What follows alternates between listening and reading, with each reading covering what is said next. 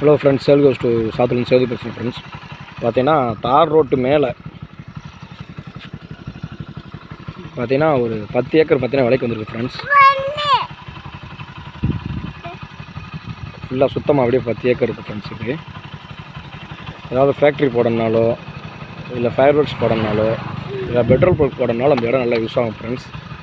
நல்லா 3 பேஸ் வசதியோடு பார்த்தீங்கன்னா ஈபி போடலாம் இருக்குது ஃப்ரெண்ட்ஸ் இந்த இடத்துல. என்னுடைய சேனலில் பார்த்தீங்கன்னா லேண்டை பற்றி சில வீடியோக்கள்லாம் இப்போ நான் போட ஆரம்பிச்சேன். ஏன்னா நம்மளுடைய கஸ்டமர்ஸ் வந்து நிறையா கேட்குறாங்க.